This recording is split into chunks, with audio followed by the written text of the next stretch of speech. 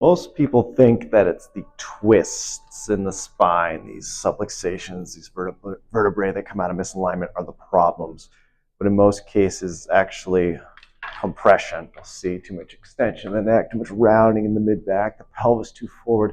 These are all signs that there's compression in the spine.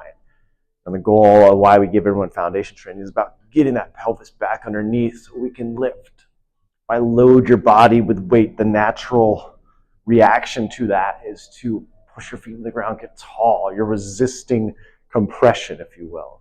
In the physical therapy world, we call that load tolerance. You're building your load tolerance. You put weight on you, think about gravity, it's always pushing down on your head. Or you got a big bucket of water on your head, you're lifting up against that. And that activates all the muscles. So we're not resting on the joints constantly. Because if we're always resting on the joints, body loves extension, rounding, pelvis coming forward. And some of us will combat this in different ways, but we don't combat everything together at once. Yeah, some of us, just me, when I was younger, just let everything rest, let everything compress. Women, they like to get the head back, but the pelvis, sometimes they even shove that forward even more, and that's just still in a compressed state. Sometimes that even generates more issues. A lot of this goes back to our traps. Trap dominance. Trapezius runs to the skull, out here to the shoulder blades, down to the spine.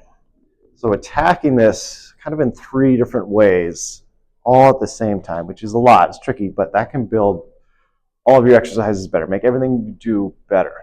Even breathing. We'll talk about breathing in a second here. Maybe we'll just take this into a seated position to start.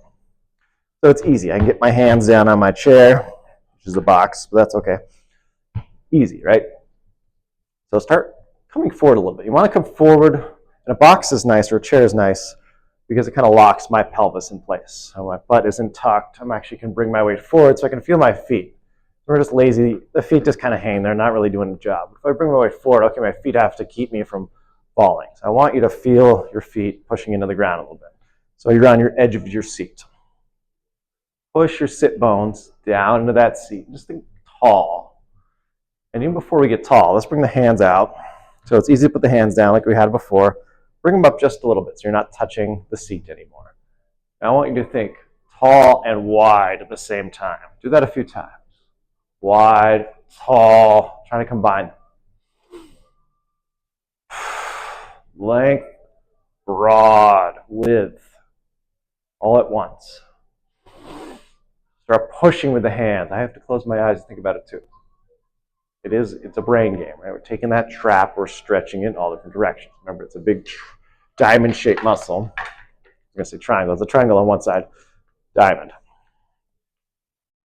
Pressing down, getting wide, getting tall. I feel the feet push into the ground, the sit bones push into the ground. Combine this with the breath now.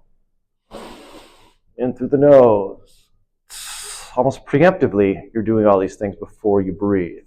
But again, you get good at timing it, and that's the trick here. Unfortunately, we can't just walk through steps. If I get tall, it can override the wide. If I get super wide, it compresses me. You'll feel that. So it's getting good at attacking everything at once. And again, so I got bend in my elbows. And what you'll notice here is if you get everything right, inhale, I get tall, I get broad. Suddenly, it's very hard to get your hands down to the box. If it's easy, you're not as decompressed and as wide as you should be. So I can be really tall, still get my hands down, right? If I get tall and broad, that's why we're doing it seated, because you can feel this. Now I push down. It's tough. I can get them there, but I have to work for it, right? So there'd be a little shake. So that's your little litmus test. If it's really easy to get the hands down, it might not be tall or broad enough. Let's talk about the breathing here. So our diaphragm, it sits in the bottom of our rib cage, attaches to our spine, and it's a dome structure, right? It's domed up on both sides, 2 little domes. When you breathe, what happens? Flattens down.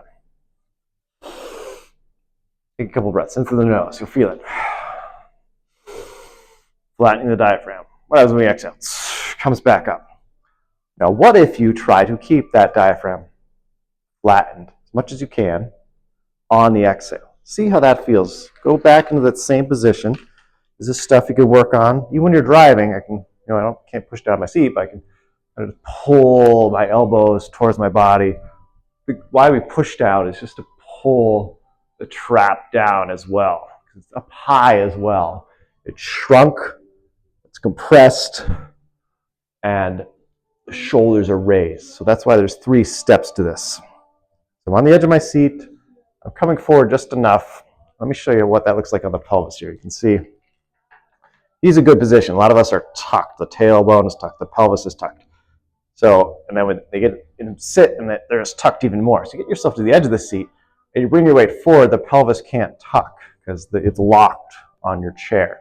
That's why we're getting you on the edge of your seat there. I'm on the edge of my seat. I can feel my feet. I want something where you can actually put the feet down on the ground. You can actually push through your feet to get tall. Bending the elbows. We're off the seat. I'm going to get broad, tall, pressed down all at the same time. I can't even touch this chair now. So if you get really good at getting expansive and wide, it can become impossible to get your hands down. That's okay. That's good. That's a good thing. So now work on that breath.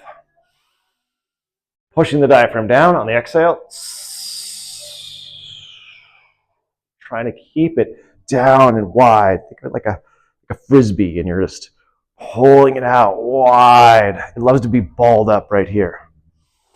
So in foundation training, we'll talk about breathing into the back of the ribs. That's kind of what you'll feel here is an expansion back here when you breathe. So the exhale actually becomes the harder part. The air is helping expand you. Then we're keeping it expand. We're maintaining that expansion on the exhale. So hopefully this is a good little trick you can try. I'm going to do one more from the side, see if that helps you. I'm still on the camera here. Good. My feet are active. See, I'm just hinging is what we call it. I'm hinging. I feel a little stiffness in the hips. We'll talk a lot more about the hips later. Right now, it's just a little subtle hinge. I'm getting broad and tall and wide. Inhaling, pressing down. Nowhere close to that chair, right? I'm trying to get there, though. Again, if I collapse, easy peasy. I set this up correctly, you're not getting there.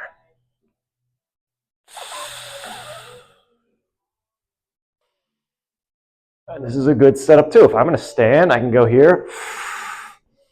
All I have to do then is reach, keep big, keep expanded, hinge a little bit, and I can feel the ground, push myself up out of that chair, pull myself down so it can build into other exercises.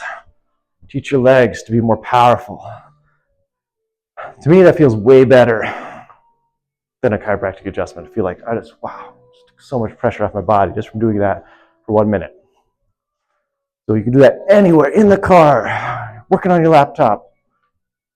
And we can build into standing exercise and everything, but you need to learn how to decompress first before we can work on anything like hip mobility and shoulder mobility. We need that working for us. So this is something you need to work on all day long. Take little breath and movement snacks. Work on it daily, multiple times a day, 10 times a day if you can. Take a minute out of your day. That's 10 minutes total. One warning, final warning is you are breaking up adhesion and restriction. So this might feel like it's hurting your neck. That's why you're just doing it for a minute. At a time you're allowing recovery. Just like someone who's working out heavy gives a whole day, right? If they're doing chest, they'll give it a day, they'll do legs next. So they're spacing things out. Because we're putting the same amount of effort into this move that someone would be doing if they're, deadlifting 300 pounds. There should be that much intensity to it. And you're breaking up, you're targeting restriction, you're tearing it apart. I'll use the phrase, tear that muscle off the bone. We're taking that tight muscle, we're shredding it. So you want to give time to recover. That's why you're doing just a minute of this. Same thing like those neck wedges I give people, that supralordosis. What do they say to do? 2 minutes, build later. Right, same thing if you come to class, be prepared that you're probably going to be sore. Maybe even go easy. You're doing a full hour of foundation training. It's a lot. So approach it slow. Work on the concepts. You'll learn when to push. And you'll get better at it.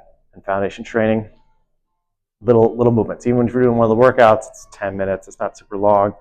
10, 20 minutes. There's no really super long workout. So in class, it's more about working on the concepts so you can do it at home and get more out of a quick 5-minute, 1-minute session, okay? Hopefully that helps. Take care, guys.